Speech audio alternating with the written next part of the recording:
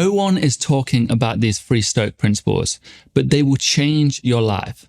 They changed my life, and I'm pretty sure they'll change your life. And the reason no one is talking about them is because 99% of Stoicism that you learn about on the internet is just a regurgitation of what Ryan Holiday said many years ago. He may have put it on his website, wrote it in his books, and it hasn't been updated since. And what you're hearing is people read his website and reiterate it, or they put his website into ChatGPT and you hear an AI voice say it again, just in a different way that sounds cool. But Stoicism is so much broader than that. Stoicism gave us the power to be unshakable in the worst of times. Yet we're not hearing about this. We're just hearing about one man's interpretation. And there's nothing wrong with Ryan's interpretation of Stoicism. It's just what suited him and who he is and his background. But I'm teaching it differently because I have a different background. And I use Stoicism from when I was, I grew up, there were 7 siblings, single mom, poor. 3 of us were living in the loft, started our business from this small attic space with insulation popping out. And Stoicism helped me in a different way to which it would have helped Ryan Holiday, because we've got different backgrounds.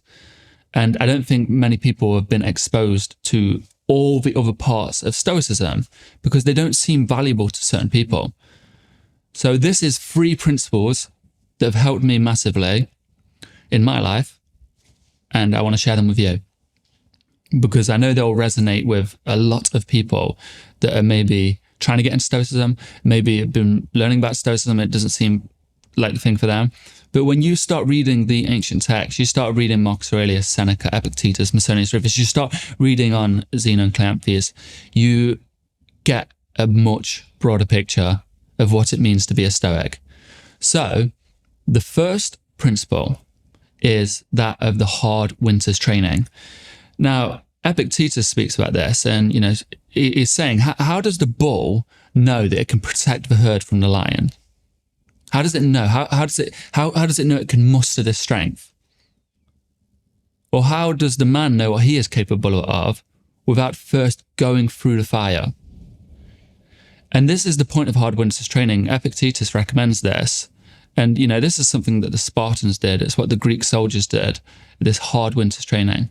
You must endure some form of difficulty. And when you go through it, when difficulties come at a later date, you know what you're capable of. When challenges arise, you know that with courage, you can get through this thing and you can rise to the challenge. So what I've done in the past, a lot of building the company with my brothers, a lot of that we was working 100+ hour work weeks every single week, starting this business.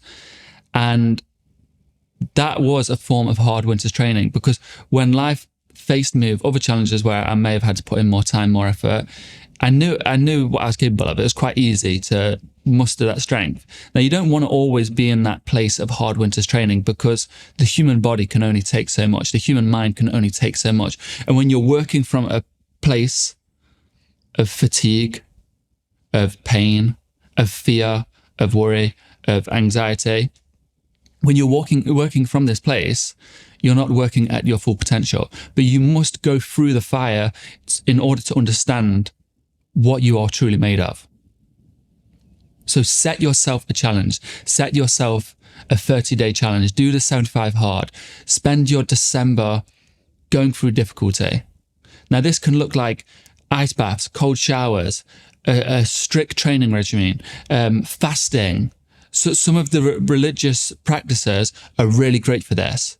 When you go through fasting, you realize, I have the ability to restrain myself. I have this temperance within me, this self-control. But you don't know you have it until you go through it.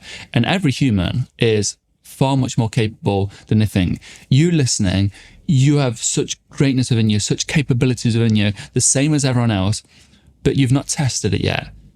And I truly want you to try test this. Test your capabilities. In many fields you can test this, but you're so much more capable than you think you are. No human is exempt to this capability that we have in us. Which brings me to my next point. The second principle is the fragment of Zeus. And the Stoics talk about this. They believed that Zeus instilled a fragment of his own soul within us.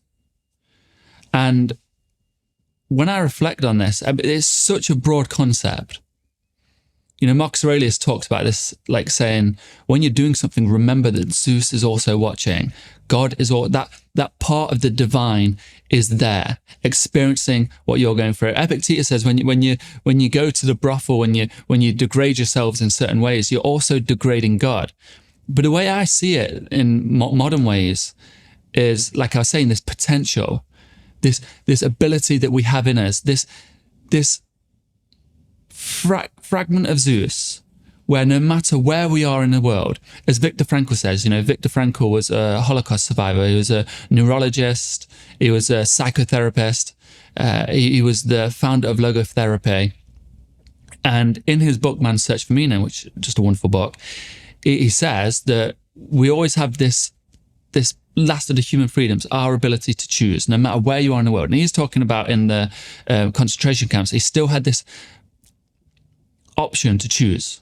And he says there was people that were starving, hadn't eaten for so long, but when they got that extra piece of bread, they would share it with someone. There was people that were suffering the horrors, these human-inflicted horrors. They were suffering this, but they still decided to put their life on the line, to put on a comedy act, to make people smile, to bring a little bit of joy.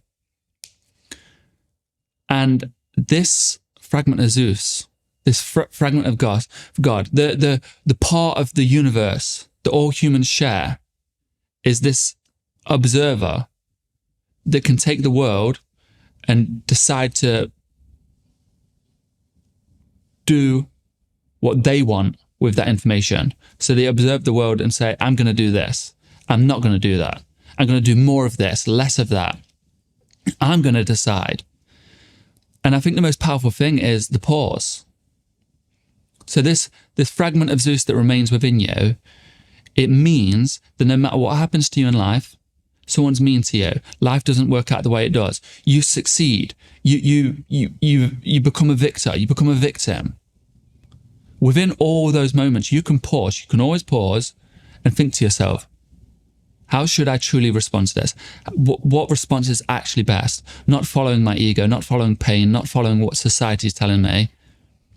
You have the ability, and this power that you have over your impulses, your reactions, your desires, your aversions, you can train this, and you can become godlike.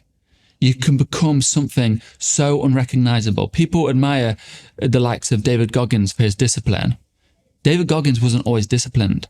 It's because he held mastery over that. With this fragment of Zeus, this part of him that can always choose, he decided, I will pick discipline. I will pick discipline. And you don't have to become like David Goggins, but it brings me to my third point, my third principle of the Stoics, which is temperance. And this is what I mean when I say godlike. Historians say, and these are very old historians that died thousands of years ago, but they spoke of Zeno in history. Zeno is the founder of Stoicism. They said that he found his place amongst the gods. He reached his status of the gods on top of Mount Olympus. It's the thing they said. If you was up on Mount Olympus, you found your home with the gods. And people only spoke like this about mythical figures such as Hercules. It was rarely spoken of about real people such as Zeno. And he said he found his place amongst the gods, not through stacking Mount Pelion on top of Mount Ossa, which is a story of the Titans. They tried to cheat the gods by stacking the mountains and getting where the gods were and taking down Zeus. Not through that, not through the labors of Hercules. The way in which Zeno, the historians say, he found his place amongst the gods was through temperance alone. Now, I want you to think about that. It's so incredible that they say he found his place amongst the gods. What does this even mean? And what is this temperance? Temperance is a virtue of Stoicism, and it's something that we should strive for. Temperance is self-restraint. There's stories about Zeno going out into public and people The rich would offer him certain things, didn't matter. The rich would threaten him, the powerful would threaten him, didn't matter. Because he had this temperance. He knew his own soul, that it was unmovable.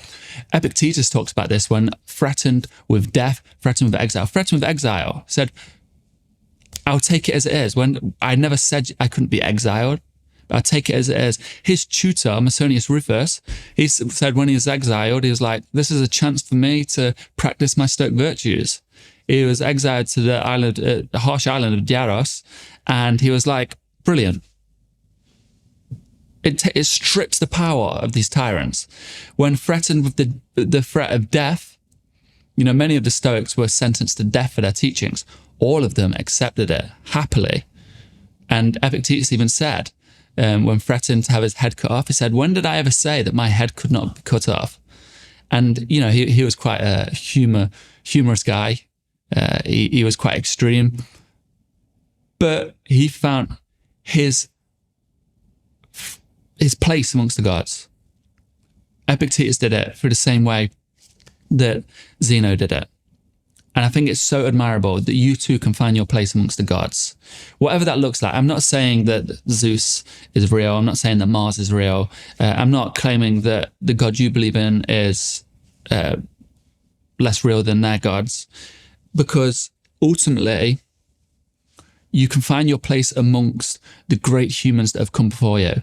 These humans where you look at them with admiration and say, how did they do it? How did they become such courageous leaders? How did they inspire millions? It was through that fragment of Zeus that they have, that we all have. All humans are capable of it. It just looks different. And it comes when you have the courage to walk your path. But temperance is a skill that we can learn. And it comes from the little choices every day to steer down the path of virtue rather than vice. This is what Hercules was confronted with. It came to a crossroad to follow the path of vice, to follow the path of virtue. It was two goddesses actually that stood before him. And one tried to persuade him down the path of vice. And she offered him all the riches, all the glory, an easy life, a life free of challenge. And then virtues offered him a life of challenge, offered him a difficult life where he would have to make the hard choices many days. But ultimately that led to Hercules becoming the hero, the demigod that he was. And you too, every single day, when that fork in the road says, should I pick up my phone? Should I keep the phone down? Should I scroll Instagram? Should I stop scrolling? Should I watch another TV show? Should I go to bed? Shall I act on impulse and lash out at someone and ruin my relationship with them? Or shall I take a pause? Try to think about the right thing, not follow my ego. And every day those little choices lead you down a path of virtue, lead you down that path of temperance that you will find yourself amongst the gods. So that's three lessons that I don't think you may have heard of, actually. Let me know in the comments if you've heard any of them. But I'm not criticizing people for their teachings, because what would happen if I was the only voice, if Ryan Holiday didn't exist? Because I know there's other voices, but I'm talking about on social media, there's not many voices. If Ryan Holiday didn't exist, I came along and said all my teachings, the sphere of Stoicism would look very different. Many of you would be talking more about discipline, hard winter's training, the love for all, this idea of, what's the word? The circles of concern. Can't think of the word right now. But this concern that you hold for all of humanity, the concern you hold for animals and the environment. You don't hear Stoics talking about this, but it's there. It exists. This concern for the world and the animals and all of humanity, it exists within Stoicism, but it doesn't mean much to certain people that are teaching Stoicism, so they're not going to teach it. It means a lot to me. Discipline means a lot to me. The state of the world means a lot to me. These kind of things, they mean a lot to me. Having few desires makes you rich. I believe Epictetus, he was a slave. Epictetus said that. The man who wants more is never fulfilled. The man who desires less is the richest. They learned that from the Cynics, but I agree with that. And I try to follow it. I try not to desire much in life. I remember setting up this business and building a film studio and all that kind of things. This business is Mulligan Brothers. When I was doing all that, there's a part of me that was like, I'm going to be rich. I'm going to have all the things I ever desired. But partway through, when I was striving towards that, I was like, this won't bring me anything. Riches, whatever, won't bring me anything. So I tried to cut back, live a more modest life. Like PewDiePie does that. I think it's really cool what PewDiePie's doing. A lot of people don't like him because of what he was like in the past, his videos in the past. But right now, you know, he's probably worth millions and millions and millions, and he's living a very modest life. And it's very admirable. And he learned that from the Cynics. He learned that from Diogenes the Cynic. I find it very admirable. And I'm trying to follow in these paths. What I mean is, when you start reading the literature of the Stoics, you'll take your own interpretation. And sometimes that can be very valuable for you. Because these voices you're hearing online are speaking from their experience. Might not be very helpful for you. My experience, I'll just explain this because I wrote this about in my book, is I was a labourer. You know, when I was at school, I thought I had no option other than being a labourer, no other possibility of life for me. And as a labourer, I was getting paid illegally, way under minimum wage.